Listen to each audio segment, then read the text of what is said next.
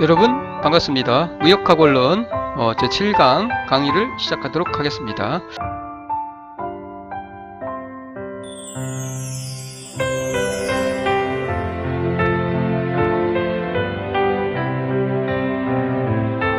자, 이어서 제3절 무역계약입니다. 무역계약에 의의 국가 간에 이루어지는 물품 매매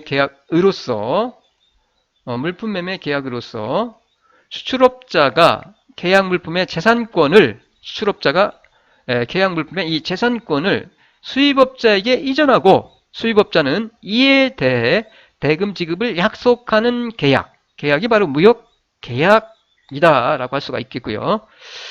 이 무역계약은 아마 간단히 설명드리면 청약과 승낙으로 성립해요. 오퍼하죠. 오퍼, 청약. 그 다음에 반대 청약, 카운터 오퍼 등의, 물론 청약을 하고 이에 오퍼에 대해서 확약하는 카운터 오퍼죠. 반대 오퍼, 확약 오퍼, 카운터 오퍼 등의 수락 과정을 거쳐서 매매 거래한 필요한 모든 조건들에 대해서 합의를 통해서 승낙을 함으로써 계약은 성립을 하게 돼요. 그래서 계약이 성립하게 됩니다. 청약을 하고 이러한 어떤 조건들에 대해서 합의를 통해서 승낙을 억셉턴스 함으로써 계약이 성립한다 라고 할 수가 있습니다. 청약과 승낙에 의해서, 쉽게 말하면 청약과 승낙에 의해서 계약이 성립한다. 이렇게 요거에서 청약과 승낙에 의해서 계약이 성립한다 라고 말씀을 드릴 수가 있겠습니다. 자, 무역계약의 과정인데 간단히 살펴보면은 청약자가 오퍼러가 있죠. 오퍼를 하는 오퍼러. 그 다음에 피청약자, 오퍼리. 자, 해외 시장 조사를 하고 거래선을 발굴을 하고 그리고 거래 서큘러 레터, 거래 권유를 하죠. 앞에서 설명드린 거래 권유를 하는 서큘러 레터를 보내죠. 그러면은 서큘러 레터를 보고 관심이 있으면, 거래에 관심이 있으면 거래 제의를 합니다. 트레이드 인ኳ리, 뭐 가격이라던가 그 다음에 구매하는 상품의 양이라든가 이런 것 적어서 어느 정도 조건으로 판매를 할 건지에 대한 트레이드 인ኳ리, 거래 조의를 해요. 그러면은 이 조의에 대해서 회신을 합니다. reply to inquiry 회신을 하고, 그리고 구매자, 그 피청약자에 대해서, 매수인에 대해서 매수인이 그 신용 상태라든가 자본 상태라든가 거래 가능 능력 등등에 대해서 신용조의를 합니다. 그 다음에 조의를 해서 거래 가능하겠다라고 판단이 들면은 이 매도인이 오퍼를 내요. 거래를 갖다가 이제 하자는 그 청약서를 보냅니다. 오퍼. 그러면은 이 매수인이 그 오퍼를 보고 반대 청약, 카운터 오퍼를 보내죠. 그러면은 이에 대해서 매도인이 이제 거래를 하자는 그 확정 청약, 이런 조건으로 우리는 같이 수출을 하겠다라는 그런 그 청약, 확정 청약을 보내요. 그러면 이에 대해서 검토를 한 다음에 조건이 맞으면 이제 매수인이 승낙을 함으로써 계약이 성립하게 됩니다. 계약이 성립하게 돼요. 이러한 과정을 거쳐서 계약이 성립하게 된다라고 말씀을 드릴 수 있겠습니다. 그냥 참고로 그냥 보세요. 뭐 이런 거 외울 필요는 없고요. 어쨌든 청약과 시장 조사하고 거래 발굴하고 거래 권유하고 조회하고 왔다 갔다 하면서 신용 조회하고, 자, 그럼 거래할 수 있겠다라고 생각하면은 매도인이 청약을 내요. 오퍼를 냅니다. 자, 거래하자고 오퍼를 내요. 그러면은 그에 대해서 검토를 하고 다시 반대 오퍼를, 어떤 조건들을 붙여서 반대 오퍼를 내죠. 그러면 검토한 다음에 매도인이 확정 청약을 보내요. 자, 좋다. 이 조건으로 거래를 하자라고 확정 청약을 보내죠. 매수인에게, 수입업자에게. 그러면은 수입업자가 승낙을 하면 이제 그 계약이, 무역 계약이 성립을 하게 된다라고 할 수가 있겠습니다. 자, 오퍼 제시를 한 경우 오퍼 사례를 하나 가져왔습니다. 이 회사에 대해서 US에 있는 아라파호 볼더라는 회사에 여기네 해서 자, 아래와 같이 오퍼를 내는 것을 기쁘게 생각합니다. 오퍼를 제시합니다라고. 돼 있죠. 그래서 삼성이고요.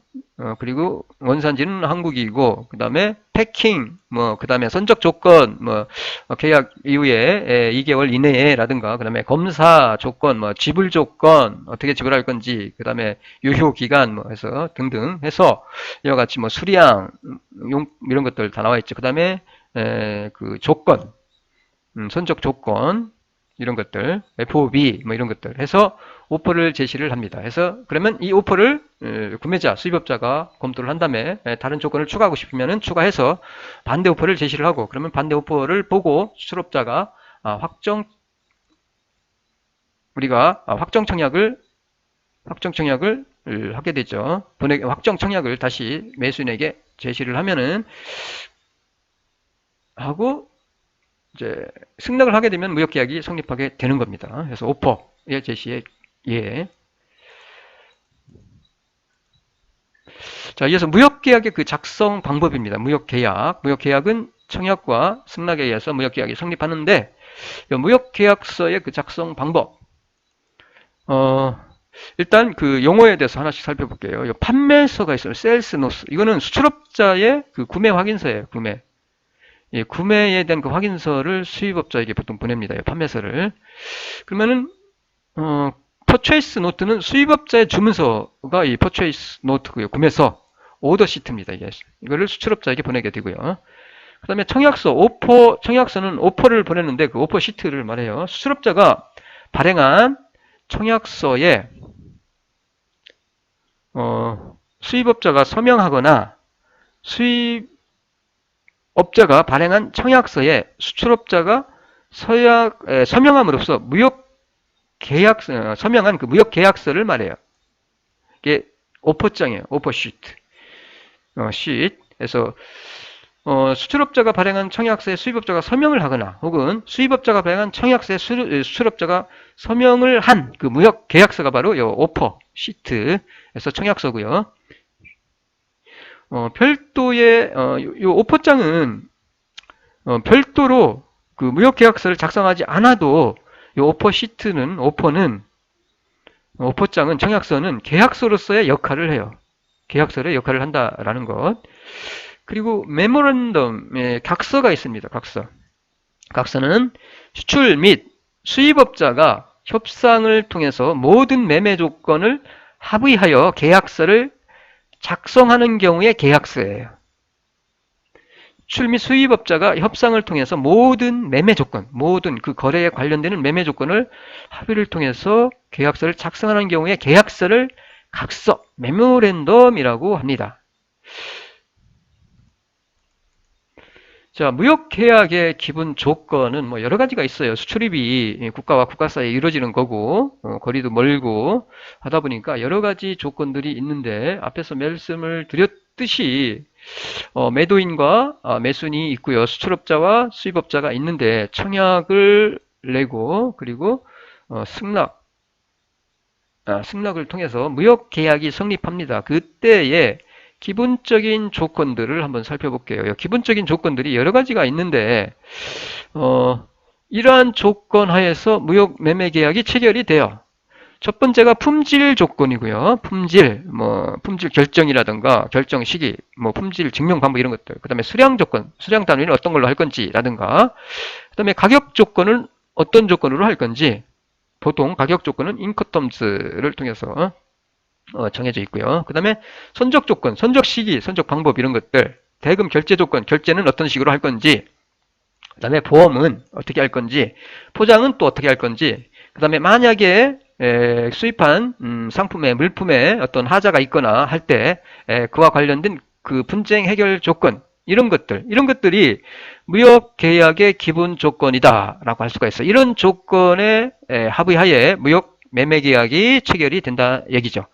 그리고 기타 조건이 있어요. 기타 조건. 기본 조건 이외에 기타 조건으로서는 불가항력 조항, 권리 침해 조항, 완전 합의 조항, 검사 조항, 가격 변동 조항 등등 이런 것들이 별도로 있고요. 그래서 이러한 그 조건 하에서 보통 청약과 승낙에 의해서 무역 매매 계약이 체결이 이루어진다라고 할 수가 있습니다. 자, 요거 하나씩 차례대로 이게 1이고요. 1 하나씩 볼게요. 이게 2이고 그 다음에 여기가 3이에요. 3 4.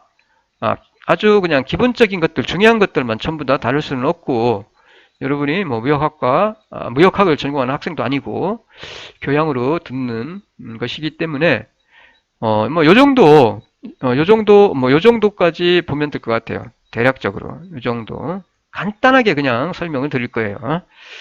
어쨌든, 청약과 승낙에 의해서 무역계약이 성립을 하는데, 무역계약은 이러한 조건으로 보통, 계약이 체결이 된다라고, 그냥 이해를 해주시면 될 것 같아요.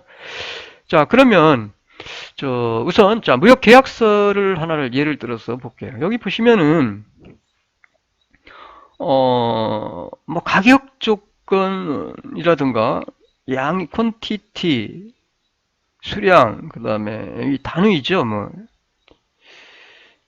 그 다음에 선적 조건, 플라이스, 그 다음에 뭐 여러 가지가 있어요. 그 다음에 양도 있고요, 수량. 그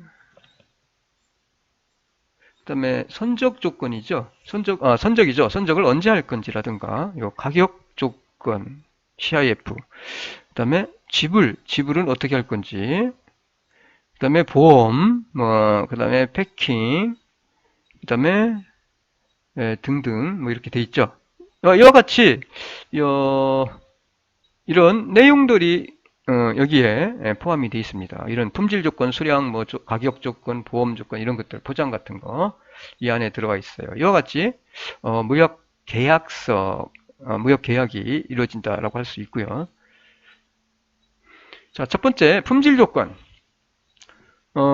품질을 결정하는 방법이에요. 품질을 갖다 어떻게 할 건지. 자, 견본에 의한 매매. 상표에 의한 매매, 규격에 의한 매매, 명세서에 의한 매매, 표준품에 의한 매매, 이런 거에 의해서 매매가 이루어져. 상표, 혹은 견본, 혹은 표준품, 이런 것들. 자, 명세서, 선박이나 철도 차량이나 의료 용구, 중장비 등 구체적인 명세서나 설명서, 이런 것들이죠. 설계도 등에 의한 매매 기준이, 이런 것들이 매매 기준이 되는 경우고요. 그 다음에 표준품이죠. 농수산물이나 원목 이런 경우는 견본 적용이 곤란하니까 해당 연도에 표준품의 그 질을 매매 기준으로 삼는 거죠. 이런 것들. 그래서 품질 결정 방법, 품질을 어떤 기준으로 결정을 할 건지. 그 다음에 시기, 품질을 결정하는 시기는 선적 품질 조건. 선적할 때 그 품질 조건을, 그때 그 품질을 그 하나의 조건으로 한다는 얘기고요. 그 다음에 양육, 배에서 육지로 물건을 옮길 때, 그 양육할 때 그때 그 품질을 갖다가 조건으로 한다는 얘기고요. 그 다음에 품질을 증명하는 방법으로서는 원칙적으로 품질의 입증은 선적 품질 조건은 요거는 매도인이 하고요. 그 다음에 양육 품질 조건은 매수인이 입증의 그 책임을 있습니다. 이렇게 이루어지고요. 이 시기에 어떤 감정 보고서를 통해서 물론 그 품질이 그 증명이 된다고 볼 수가 있겠습니다. 두 번째는 수량 조건이에요. 수량 조건은 수량 단위, 그 다음에 수량 표현 방법, 수량 결정 시기를 약정하는 거예요. 수량 단위는 물품 수량 결정 시에 사용되는 단위로서 중량, 길이, 그 다음에 용적, 개수 등등을 말하고요. 표현 방법은, 수량의 표현 방법은 곡물, 광산물 등등 운송 도중에 감량이 예상되는 화물은 계약 시에 보통 과보족 용인 조건으로 합니다. more or less clause 해서 ML 클로스를 활용해요. 보통 과보족을 인정하는. 그러니까 이 수량 표현 방법을 어떻게 할 건지에 대한 그 조건을 나타내는 거고요. 그 다음에 수량 결정 시기를 언제로 할 건지, 선적 수량 조건이 있고 양육 수량 조건 중에서 검토해서 합의해서 이때의 그 수량 조건을 할 건지, 양육할 때 수량으로 할 건지에 대해서 검토를 통해서 합의에 의해서 결정이 됩니다. 이것도. 수량 단위의 종류별 내용인데 중량도 여러 가지가 있어요. 이게 나라마다 다르기 때문에 보면은 long tone, English tone이죠. 이거는 영국식이에요. close tone 이런 식으로. 그 다음에 short tone은 아메리칸 미국식인데 이런 식 short 이렇게 표시를 하죠. 이렇게. 그 다음에 여러 가지가 있어요. metric 킬로톤도 있고요. 대륙식, 킬로톤, 대륙식. 그 다음에 그로스 웨이트, 그 다음에 네트 웨이트, 총중량, 뭐 순중량 이런 식으로. 그 다음에 용적으로 하는 경우는 뭐 목재 단위, 액체 화물, 곡물, 선박 이런 경우죠. 큐빅으로 목재는 보통 하고요. 큐빅 메라. 그 다음에 배럴, 뭐 액체는 배럴로 보통 많이 하고요. 그 다음에 갤런으로도 하고요. 뭐 쿼트로도 하고, 리터, 뭐 핀트 이런 것들. 근데 곡물, 붓셀로 합니다. 보통 붓셀은 8갤론이고요. 35리터 미국, 36리터스 영국. 이게 달라요, 나라마다. 이거 정해야 돼요. 이걸 수립을 할 때 우리가 보통 무역 계약을 할 때. 선박군 같은 경우는 매저먼트 톤이고요. 용적 톤으로 합니다. 그다음에 개수는 뭐 다즌이나 그로스나 그다음에 글레이 크로스 뭐 이런 식으로 보통 하고요. 길이 미터, 야드, 인치, 풋 여러 가지 있죠. 그다음에 포장도 어떤 식으로 할 건지, 뭐 상자로 할 건지, 곰포로 할 건지, 포대로 할 건지, 마대로 할 건지, 드럼통으로 할 건지, 다발로 할 건지 이런 것들. 그러니까 이런 그 수량 단위도 여러 가지가 있어요. 따라서 그 상품에 따라서 이와 관련된 것에 대해서 그 기준을 정해서 계약을 할 때 보통 정해서 하게 되고요. 그다음에 수량 표기 방법도 과부족 용인 규정이 없는 경우 만약에 수량 표현 방법이 이때는 계약 수량을 정확하게 명시를 합니다. 보통. 그러니까 태성화물은 포장화물, 뭐 개체화물 같은 경우 정확히 계약 수량대로 인도해야 되겠죠. 이 경우는. 그런데 표시가 없어도 과부족 용인 규정이 없을 경우에 산화물 같은 경우는 신용장 거래를 할 때는 보통 5%의 과부족을 허용해요. 신용장 거래할 때. 뭐 상관습이니까 국제. 그다음에 기타 거래는 산화물 이게 기체화돼서 날아가는 거죠. 그래서 이 기타 요 신용장 거래가 아니라 다른 거래 같은 경우는 이게 범위가 허용 범위가 불명확합니다. 어쨌든 신용장 거래 때는 5% 과부족이 허용이 된다라는 거. 그다음에 과부족 용인 조항이 ML이죠. ML이 여기 MOLS 요 조항이 들어가 있는 경우는 요 X% more or less 이렇게 표시가 됩니다. 계약서 상에. 포장화물, 개체화물, 산화물 일 경우 모두 그 모든 거래가 명시된 수량의 몇 %의 과부족을 보통 허용합니다. 이게 있을 경우 얘는 그 다음에 계산 수량 조건 대략적이죠. 대략적으로 수량을 조건으로 하는 거죠.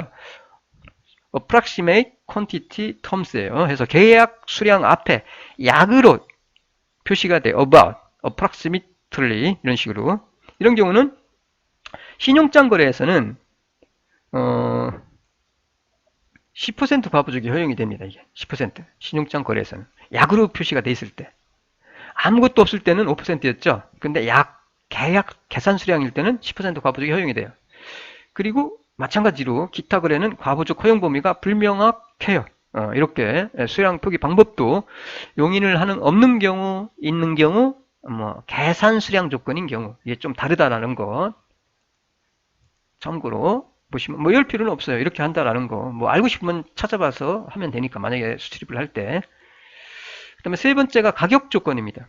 보통 무역 거래에서는 이 정형 무역 거래 조건으로 수출입 거래가 이루어진다라고 할 수가 있어요. 가격 조건. 매매 가격은 어느 나라 통화로 할 건지.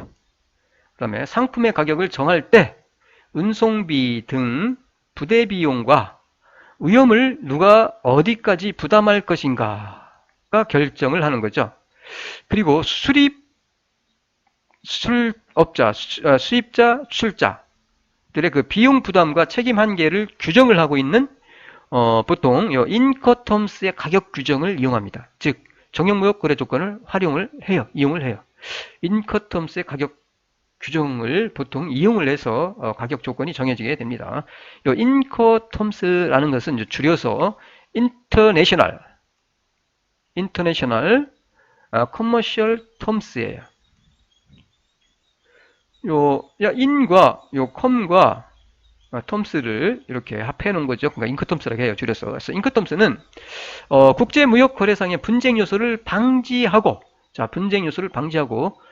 무역 확대를 도모하기 위해서 1936년에 국제상업회의소가 이 무역 거래 조건의 해석에 관한 규칙을 제정을 했는데 이게 바로 인커텀스예요. 무역 거래 조건의 해석에 관한 규칙이에요. International Rules for the Interpretation Trade Terms 해가지고 무역 거래 조건의 해석에 관한 규칙인데 무역 거래 조건의 해석에 관한 규칙 요를 제정을 했고요. 이 통일 규칙을 우리는 인커텀스라고 합니다. 구속력은 없어요. 구속력은 없지만 어쨌든요. 인커텀스를 이용을 통해서 가격 조건이 정해진다라고 할 수가 있어요. 자, 정형무역 거래 조건의 의의인데 국제 매매 가격은 수출입업자와 수입업자가 수출업자와 수입업자입니다. 수출업자와 수입업자가 해야 할 여러 가지 원가 요소와 물품, 인도, 장소 등을 감안하여 정해져요. 요 매매 가격은 운송비도 있고 뭐 보험료도 있고 뭐 여러 가지가 있죠. 이런 그 원가 요소와 물품, 인도, 장소 등을 감안하여 정해집니다. 하지만 거래를 할 때마다 계약서 상에 이러한 그 의의 조건, 이러한 그 조건 등을 구체적으로 나열하여 정하는 것은 불편해요. 매 계약 때마다 이런 것들을 정해서 거래를 하는 것이 상당히 불편하죠. 따라서 실제 거래에서는 요 정형무역 거래 조건, 트레이드, 텀스, 정형무역 조건에 의해서 매매 가격을 산출하게 됩니다. 수출입 부대 비용, 수출입과 관련된 그 부대 비용의 그 포함 여부, 혹은 당사자 간의 책임 및 비용의 분기점, 그 다음에 상관습적으로 표준화된 정형거래 조건 혹은 그 무역 가격, 이런 것들이 정형화되어 있다는 얘기예요. 정형화되어 있어요. 정형화되어 있습니다. 자, 인커텀스 2010 정형거래 조건을 한번 봅시다. 이게 뭐 인커텀스 2020으로 지금 개정이 됐지만 여기에 나온 것들은 가장 기본적인 것이기 때문에 뭐 굳이 같은 내용이기 때문에 상관없고요. 그래서 인커텀스의 그 정형거래 조건 대표적인 것들만 가져왔는데 인커텀스의 정형거래 조건 모든 운송에 사용하는 거래 조건이 바로 이거고요. 자, 작업장 인도 조건 이렇게 약자로 사용합니다. EX, X works, 운송 인도 조건, free carrier, 이렇게. 그 다음에 운송비 지불 인도, carriage paid to 해서 이렇게 표시를 하고요. 그 다음에 운송비 보험료 지불 인도, 그 다음에 터미널 인도, delivered at terminal, 뭐 이런 식으로. 그 다음에 목적지 인도, delivered at place, 이렇게 delivered at place, delivered at terminal, 관세 지급 인도, delivered duty paid, 관세 지급 인도. 이거는 모든 운송에 사용하는 거래 조건들이에요. 뭐 어느 걸로 정해서 하면 되겠죠. 거래를 할 때. 그 다음에 해상 운송이나 내수로 운송에 사용하는 거래 조건은 이런 것들이 있습니다. 선측 인도, free alongside ship, 이렇게 free alongside ship. 그 다음에 FOB, 이거 뭐 가장 많이 사용합니다. 본선 인도, free on board, 가장 많이 사용이 돼요. 보통 수출을 할 때 보통요 FOB로 많이 합니다. free on board. 그 다음에 운임 포함 인도, cost and plate, 운임 포함 인도 조건이죠. 그 다음에 운임 운임과 보험료를 포함해서 인도하는 거죠. cost, insurance and plate에서 CIF. 이 중에서 가장 많이 사용하는 것이 요 FOB와 요거예요. 요 정형물의 거래 조건 중에서 가장 많이 사용합니다. 가장 많이 사용이 돼요. 그래서 요거 아주 대표적인 것만 몇 개 살펴보도록 할게요. 자, 본선 인도, 방금 말씀드렸던 가장 많이 사용이 된다는 수출을 할 때 프리 온 보드 줄여서 FOB라고 합니다. 보통 FOB라고 많이 해요. 그냥 FOB 조건, 본선 인도 조건이라고 생각하시면 돼요. 그래서 FOB 조건은 매도인이 계약 물품을 매수인이 지정한 선박에 적지 않은 조건이에요.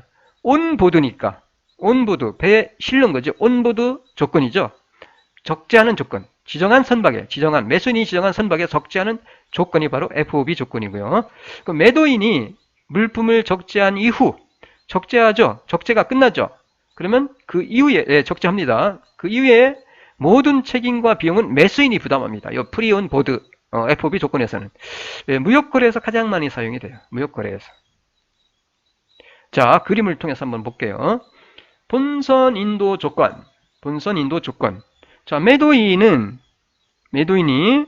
자, 항구로 수출 상품을 싣고 가죠. 자, 항구에서 요 배에다가 물건을 실어줘요. 실어줍니다. 그러면은 모든 게 여기서 끝나요. 매도인의 책임, 비용, 이 이후의 비용이라든가 이런 것. 여기까지는, 자, 배에 물건을 실을 때까지는 비용이나 위험은 전부 매도인이 부담을 해요. 따라서 요 항구 배에 실을 때 여기까지가 요게 위험 비용의 분기점이 됩니다. FOB 조건은.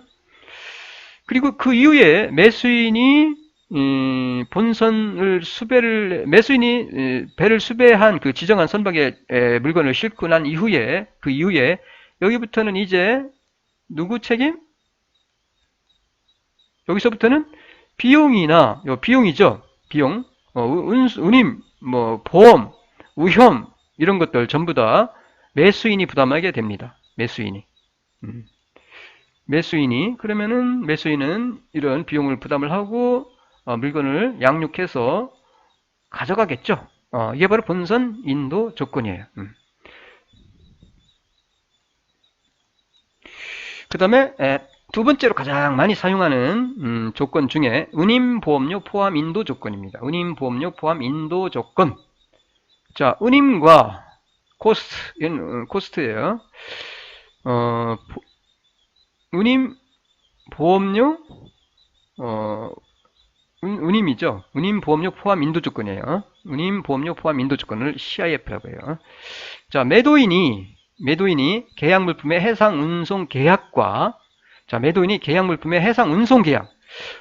FOB에서는 배를 그 선적 배를 보통 선박을 매수인이 수배해서 지정한 그 선박에 매도인이 물품을 선적을 하게 되는데 이 경우는 매도인이 계약 물품의 해상 운송 계약과 해상보험 계약을 체결하고요. 그리고 운임도 보험료를 지급하는 조건이에요. 자, 배를 갖다 수배할 때, 선박을 수배할 때 매도인이 합니다. 매수인이 아니라, 수입업자가 아니라 추출업자가 해요. 추출업자가 배도 수배를 하고요. 선박을 수배를 하고 보험계약도 체결하고 운임도 지불하고 운임과 보험료를 지불하는 지급조건. 이게 바로 CIF입니다. 매도인이 운임과 보험료를 지불을 합니다. 하지만 그 책임은 선적항의 본선에서 끝나요. 책임 한계는 FOB와 같아요. 단지 그 이후에 운임과 보험을 지급한다는 조건일 뿐입니다. 자, 그림을 가지고 한번 볼까요? 자, 매도인이 본선을 수배를 해요. FOB에서는 이 배를 갖다가 본선을 수배를 매수인이 했습니다. 그런데 운임보험료 포함 조건인 CIF 조건은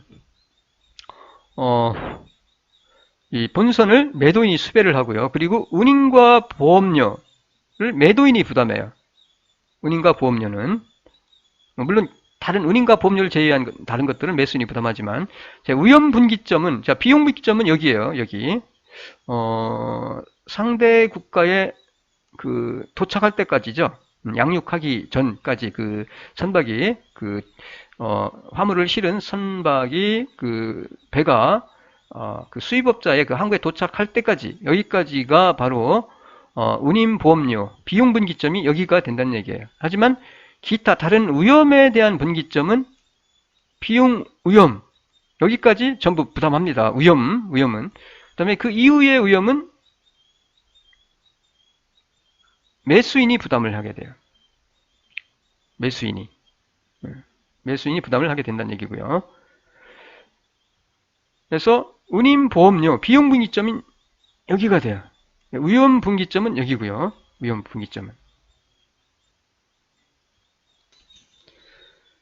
다시 말씀드려서 매도인의 그 위험 분기점은 여기까지고요. 이 배에 물품을 선적할 때까지요. 위험 분기점. 그리고 이 이후에 목적 항까지의 운임이나 보험료는 매도인이 부담을 하지만 이 이후의 위험은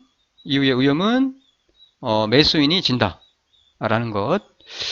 그리고 당연히 목적항에서 그 이후에 비용이나 위험은 당연히 매수인이 부담을 하게 되겠죠. 그래서 FOB 조건과 CIF 조건 약간의 그 차이가 있다라는 것 이해하시면 될 것 같고요. 이어서 작업장 인도 조건은 매도인이 계약 물품을 작업장에서 매수인에게 인도하는 조건이에요. 작업장에서 작업장에서 인도하는 거죠. 매수인에게. 해서 매도인은 작업장에 물품을 적치할 때까지의 그 비용과 위험을 부담을 하게 됩니다. 그때까지만. 그 다음에 네 번째가 선적 조건이에요.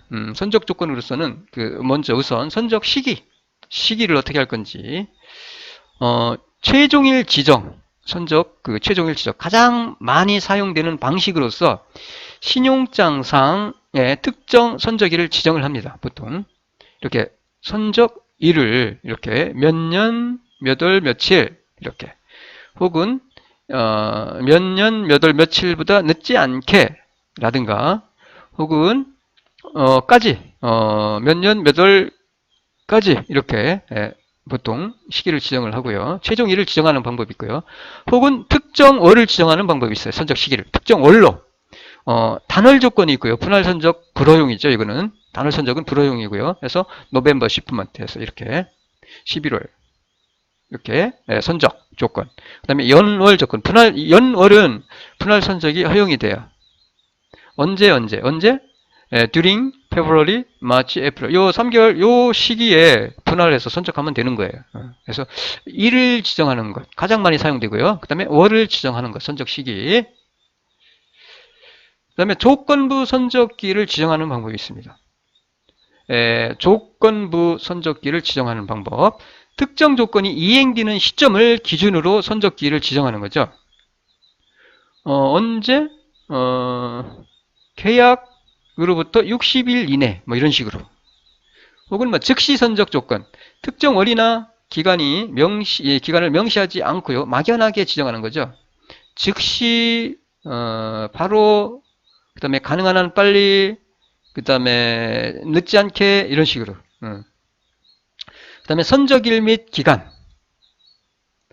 신용장 거래에서 선적기간을 사용하기 위해 사용된 경우에요. 선적기간을 사용하기 위해 사용된 경우에 이 선적일 및 기간인데 뭐 to나 until, 뭐 till, from, between의 그 언급.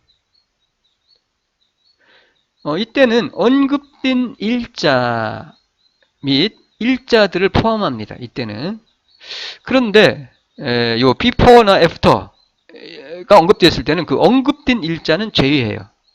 제외합니다. 하지만 만기를 결정하기 위해서 사용된 경우는 from이나 after는 언급된 일자를 제외한다는 얘기예요. 자, 이런 경우 이렇게 이 경우와 이 경우 다르다는 거. 그리고 조건부 선적기를 지정할 수도 있고 즉시 선적을 이렇게 지정할 수도 있고요. 막연하게. 그 다음에 선적 방법은 보통 뭐 분할 선적이 있을 수 있고요. 그 다음에 분할 선적을 허용할 건지 뭐 이런 것들. 그 다음에 환적, 복합 운송의 경우는 허용하는 경우가 많고요. 그리고 선적 지연에 따른 어떤 면책 같은 거. 그 다음에 선적 일자의 해석 기준 뭐 이런 것들이 요 선적 조건으로서 합의에 의해서 정해지게 되고요. 그 다음에 대금 결제 조건, 뭐 보험 조건, 포장 조건, 뭐 등등 기본적인 조건들이 무역 계약에서 있는데 뭐 간단하게 다음 시간에는 간단하게 가능하면은 이런 것들 전부 다 할 수는 없고요. 뭐 여러분이 무역학과 학생도 아니고 무역학을 공부하는 학생도 아니고 그냥 상식적인 수준에서 알 수 있는 것들에 대해서만 간단하게 설명을 드리도록 하겠습니다. 뭐 대금 결제 조건은 좀 중요한 거니까 가능하면 요 대금 결제 조건에 대해서 간단히 설명을 드리도록 할게요. 자, 오늘은 어쨌든 무역 실무에 대해서 아주 가장 기본적인 용어부터 시작해서 실무 관련해서 설명을 계약부터 시작해서 이 기본적인 무역 계약의 기본적인 조건들에 대해서 설명을 드렸고요. 오늘은 여기서 마치겠습니다. 과제는 많이 제가 좀 지웠어요. 이거 다 할 필요 없고 무역학과 학생이었으면 다 시켰을 텐데 이 권유장이 뭔지 한번 정리하시고 그 다음에 신용조인은 어떻게 하는 건지 이거 간단하게 용어를 그냥 해설하시면 돼요. 신용주의란 뭔지. 그냥 개념만 이해하시면 돼요. 그 다음에 EDI와 무역계약. 그 다음에 FOB, CIF, 뭐 이런 것들, 의미, 간단하게 용어 그냥 해주시고요. 그 다음에 설명하는 거로서, 자, 요 EDI는 뺍시다, 위에. 빼고요. 전자무역의 그냥 특징에 대해서 간단하게 설명해 주시고요. 그 다음에 정형무역 거래 조건의 그 의의에 대해서만 간단하게. 그리고 선적 시기에, 이것도 뺍시다, 그냥.